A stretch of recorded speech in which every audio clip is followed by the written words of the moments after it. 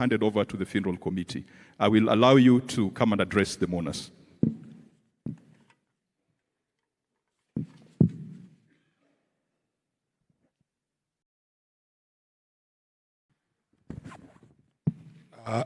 Thank you, Honorable Kajwang.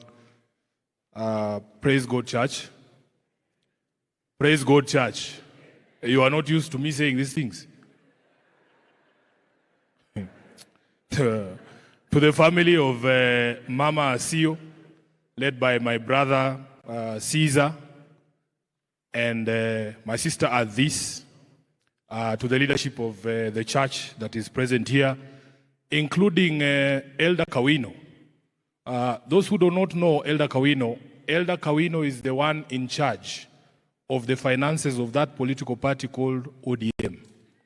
And I want to advise other parties that if you want a person to look after the resources of the party, you should get an elder from the SDA church, because for all the years that ODM has been in existence, and because we are publicly financed, we have never had an audit query. We have received clean audits by the Auditor General's office because of this gentleman here.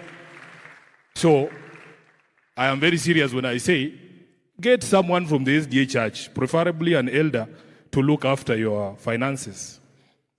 I am here in my capacity as a senator for Nairobi, as SG of ODM, as a deputy whip of the minority, my brother Caesar, to say pole on behalf of the entire party, the leadership of the party, some of whom have reached out directly to you.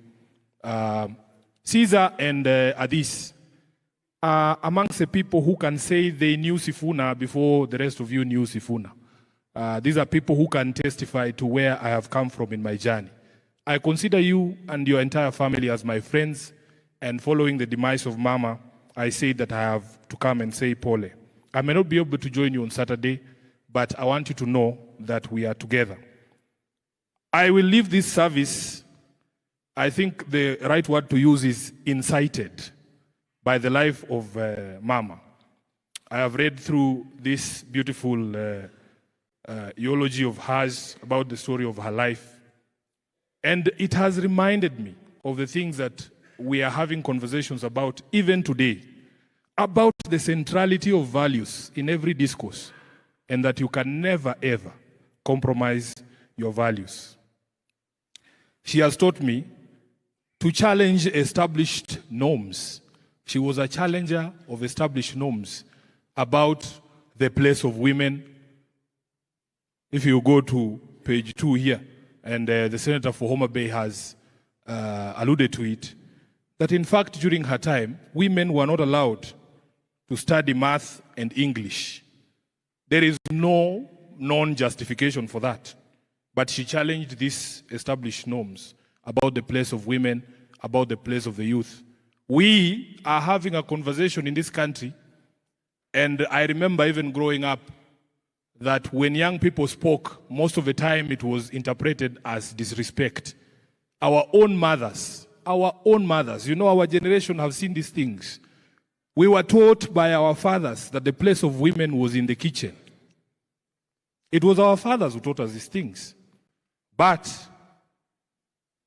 Mama Asio is teaching us that in fact if you give women the opportunity to be also in the living room and in those decision rooms, a lot of progress can be achieved.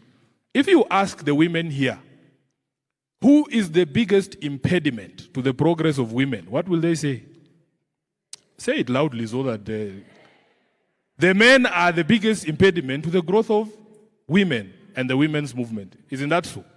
I am very proud as SG of ODM, my leader, the Honorable Raila has taught us that men have only 2 options when it comes to women's progress in this country.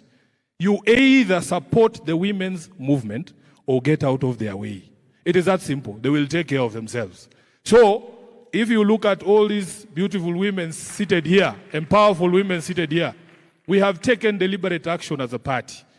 Millie Odhiambo, you can bear me witness that all of you in the 2022 elections were handed direct tickets.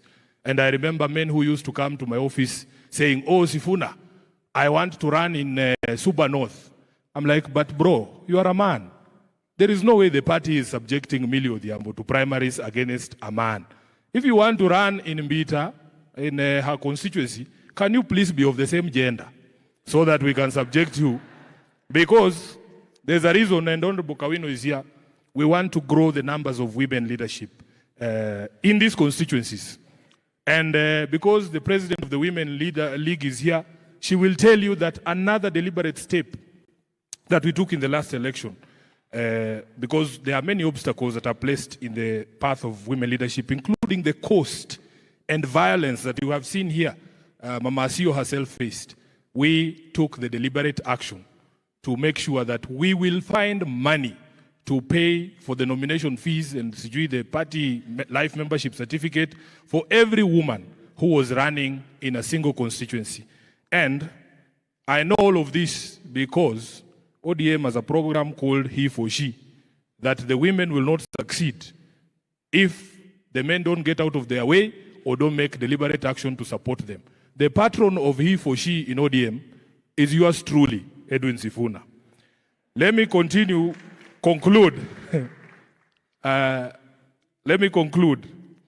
by saying that I have also been very incited by the story that was told by Mama Zipporah Kitoni.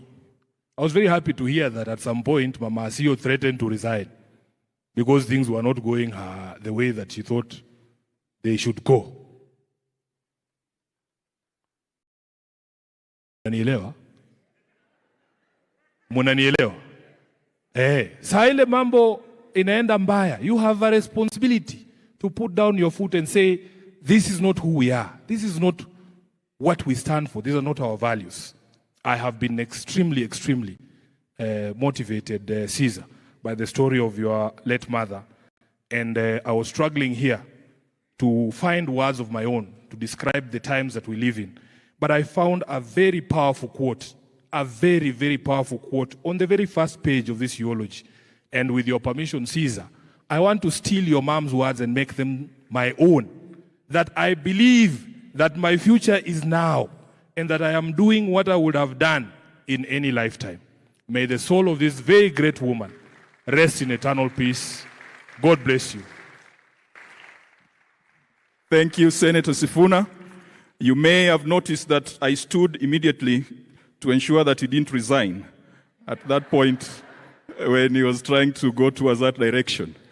He's a friend of mine, but if he was a sports ball, it would be a rugby ball because you'd never know where it bounces next. There are two people, and if you allow me, Maurice, who really